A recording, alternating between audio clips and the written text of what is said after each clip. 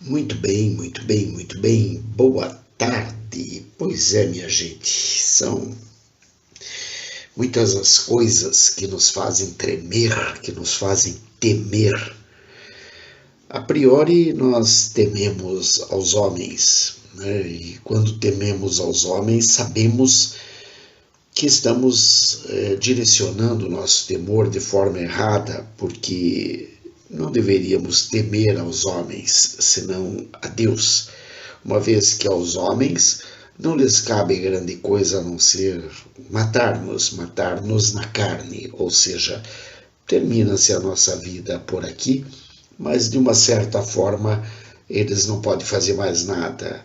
O que eles podem fazer é isso, e isso, aos olhos universais, aos olhos do Deus eterno e todo-poderoso, isso é comparado a nada, a miúdo, perto do que efetivamente Deus, o Deus de Abraão, de Isaac, de Jacó, esse sim pode, ou seja, jogar também nossa alma no fogo do inferno.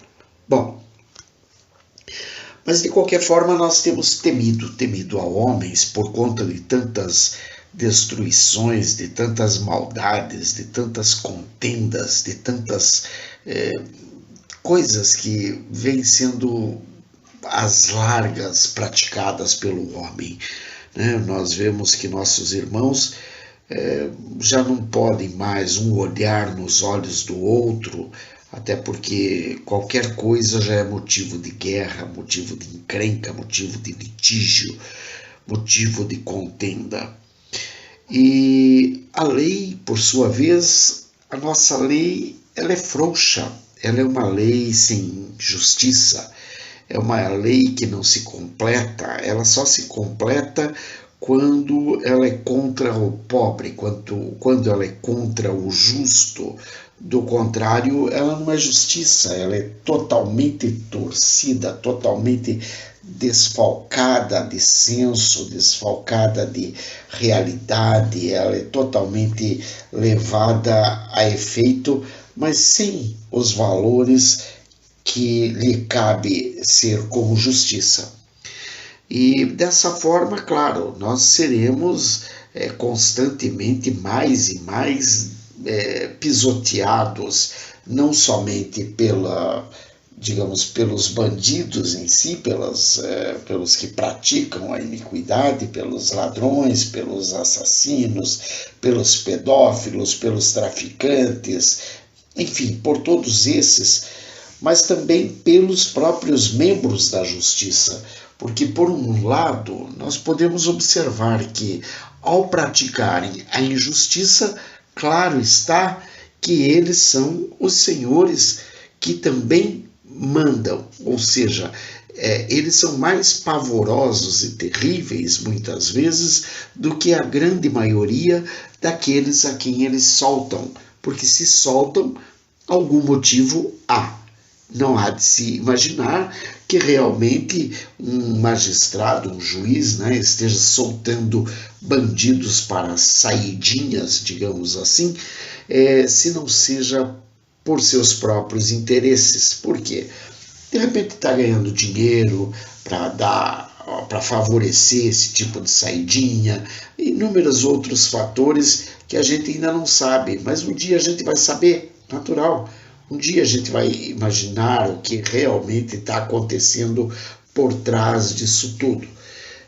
Por enquanto, o que nós vemos é que todas as coisas são favoráveis justamente àqueles que não cumprem os deveres ditos sociais, ou seja, não anda de acordo com a sociedade, e por esse motivo é que foi tirado da sociedade e levado para um presídio. Mas o presídio não o pode conter, né?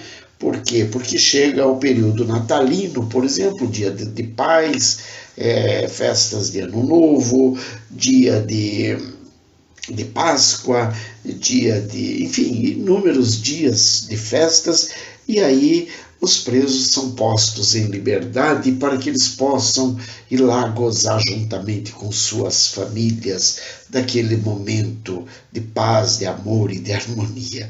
Como se eles estivessem lá muito interessados em gozar junto com suas famílias. Em primeiro lugar, que no momento que eles saem, o que eles vão tentar fazer mesmo digamos, participar da sociedade, mas daquela forma que eles são acostumados a participar, ou seja, roubando, matando, delinquindo, enfim. Muitos deles, inclusive, aproveitam-se dessa saidinha para, digamos assim, castigar aquele que os prendeu, matar aquele que os prendeu, matar a ele, matar a família dele, não importa, matar, bater, enfim, fazer o que ele queira fazer. Como não existe lei, como a lei é frouxa, é claro que o cara faz, apronta, e quando ele volta para a cadeia, grande coisa, é só mais um na ficha dele. Quando muito, aumenta um pouco a pena dele, mas a pena do cara aumenta, digamos assim, é risível até. Primeiro, porque ninguém sabe se ele vai voltar para a cadeia ou não. E segundo, caso ele volte, até quando? Até a próxima saidinha? Quer dizer, porque realmente não existem nem regras muito justas, muito apertadas para que ele possa pleitear uma nova saidinha. A saidinha dele está praticamente garantida. Em qualquer instante, faça o que fizer e não custa. Bom, além disso, lógico, isso desde que ele tenha sido efetivamente preso, porque na grande maioria das vezes nós vemos que a grande maioria não fica preso, não vai preso efetivamente, porque ao cair na delegacia, imediatamente por algum meio, o juiz, o magistrado superior já é notificado e miraculosamente já surge um habeas corpus para o delinquente, né? Porque, afinal de contas, ele não pode ficar preso, haja vista o fato de que muitas vezes essa pessoa provavelmente é um arquivo vivo e ficando preso ele vai dar com a língua nos dentes e dando com a língua nos dentes o castelo de cartas ruirá. Muito bem, então é assim que funciona. A violência é parte do nosso dia a dia. Os reis, os príncipes, eles escarnecem de nós e também são escarnecidos, porque realmente não adianta nada você fazer uma lei se essa lei não será cumprida por ninguém, a começar pelos próprios magistrados, pelos próprios juízes, pelos próprios advogados. É interessante porque o delinquente cai em cana e o advogado já sabe exatamente quais as brechas da lei às quais ele pode se apegar para colocar o seu cliente em liberdade. Eu até acho que, lógico, existindo brechas na lei, podem ser usadas, por isso existem. Mas é claro que a gente tem que pensar bem e cobrir essas brechas. O próprio advogado, ao trabalhar dessa forma, ele não está percebendo o quanto ele está contribuindo para, para que se rasgue o mandamento que permite à sociedade estar limpa. Ou seja, o próprio advogado ele faz o papel não de advogado, e sim de protetor delinquente, né? Protetor do delinquente. Porque se não fosse assim, ele iria se preocupar com a letra da lei de acordo com aquilo que ele sabe que amanhã ou depois poderá vir a cair sobre um filho dele. Mas ele tem aquela coisa do tipo do código em que eles se apegam, que, bom, eu te defendo e você me protege. E nesse ato daí, claro, a sociedade escarnece do povo que paga os impostos e do poder de Deus. Claro, fica escarnecido o poder de Deus, né? E é por isso que muitas vezes a gente acaba perdendo a fé, mas não a fé em Deus, e sim a fé no sistema, a fé nos homens que fazem a lei, a fé nos governantes, a fé naqueles que defendem a lei, ou que pelo menos deveria ter como base a defesa da lei, né?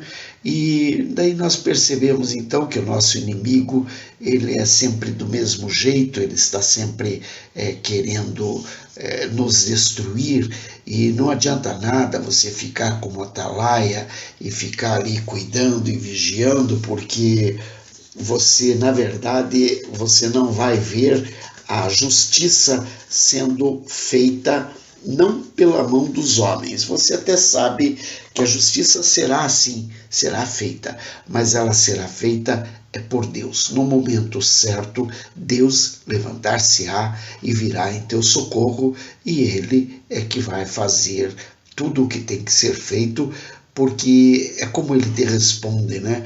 Escreve a visão, grava-a sobre tábuas, para que a possa ler até quem passa correndo, conforme Abacuque capítulo 2, versículo 2. Né? Ou seja, pode gravar essa visão que Deus te falou, de que as coisas vão se cumprir, de que nós vamos ver, sim, a resposta de Deus sobre as pessoas, mas você pode até gravar como em um outdoor. Nessa ocasião, Abacuque estava tendo uma visão de dias bem futuros, tanto que naquela ocasião não existiam outdoors. E ele fala sobre um outdoor aqui, escreve essa visão em tábuas, né, põe de forma que quem passar correndo por ali ainda possa vê-la. Quer dizer, é algo que iria se cumprir muito tempo depois da própria visão que Abacuque teve. É claro que aqui a história está contando um outro caso, uma outra história, mas eu estou tendo essa clareza para o nosso dia de hoje. Estou procurando trazer isto para que nós possamos meditar. Bom, então, num tempo determinado, tudo vai se cumprir e nós temos que ter a fé.